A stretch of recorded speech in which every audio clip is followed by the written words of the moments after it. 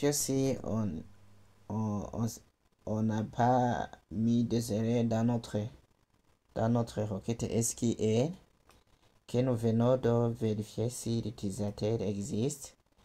Donc on a mis select all from user where user last name. Oui, c'est ce qu'on a mis dans la base de données. User last name et user email.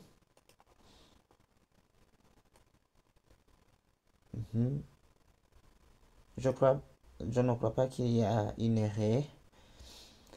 Aussi, je vérifie et j'explique et je donne des éclaircissements si ce qu'on a tapé ici. Je répète toujours puisqu'on est sur le premier fichier. Ici, on a déclaré une variable qui s'appelle check if user already exists. Nous vérifions si l'utilisateur existe sur le site afin de ne pas l'inscrire deux fois.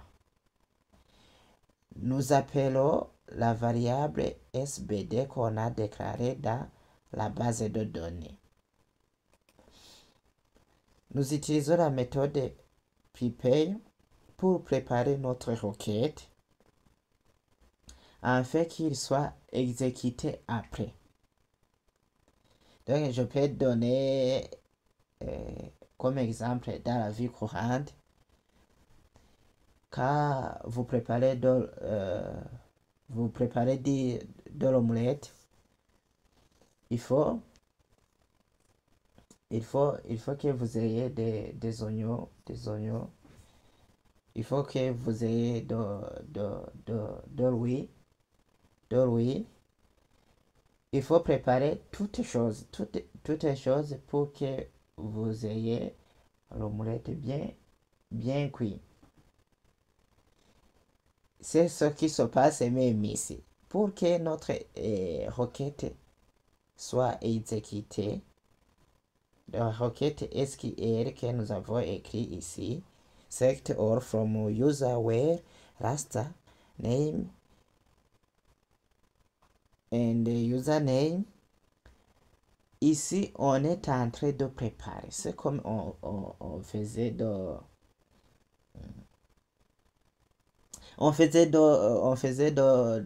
la vaisselle pour préparer le repas. On faisait de la vaisselle. On faisait de quoi on fait cuire. On fait allumer la cuisinière. Là, on est en train de préparer notre requête afin qu'il soit exécuté après. Et je vais expliquer alors la requête pour ceux qui ne connaissent pas la requête. Les requêtes SQL. Ici, j'ai écrit la requête select all from user where user last name égale le user last name et le nom en question. En même temps, user email égale l'email en question que l'utilisateur. Quand je dis en question, c'est le nom que l'utilisateur a tapé. En même temps, l'email que l'utilisateur a tapé. Que signifie cette requête? Là, j'indique à SQL. Toi, SQL, va me chercher la table qui s'appelle user. Tout d'abord, avant d'aller chercher la table, il va chercher s'il y a une connexion avec SBDD. Il va chercher cette ligne. Il va chercher... Ah, ok. Je me suis connecté sur la base de données qui s'appelle gestion étudiée. Donc, il va chercher en local. Il va chercher, puisque je suis en local, il va chercher la base de données. Dans toutes ces bases de données, Il y a une base de données qui s'appelle gestion étudiant. Oui, il existe. Après avoir trouvé cette base de données SBD, ok, je lui indique prépare-moi alors cette requête afin que je vais l'exécuter après. Et cette requête, dans cette requête, est-ce que tu as trouvé la table qui s'appelle user?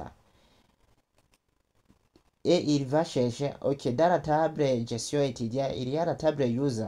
Oui, il existe une table qui s'appelle user. Ok, dans la table user, cherchez-moi alors le nom et l'email d'une personne qui a tapé, qui a tapé par exemple Jean et jean@gmail.com.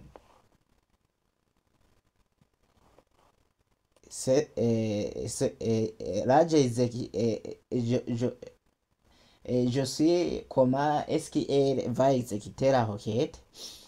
Donc, je commence à dire, ok, il a trouvé la table user.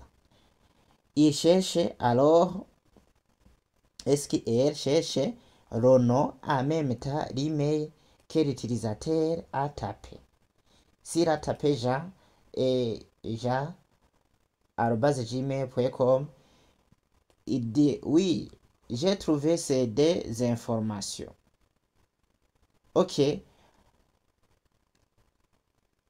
Affichez-moi alors. Select signifie affichez-moi. Fais filtrer toutes les informations.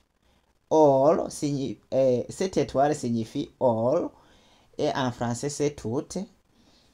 Fais filtrer, fais affiche-moi toutes les informations de cet utilisateur. Donc, il va afficher toutes les informations de l'utilisateur. Et si tu as trouvé ces informations, tu exécutes alors. Tu exécutes cette requête. Cette requête que nous venons de préparer. Voilà, alors, je crois bien qu'on se comprend pour le moment.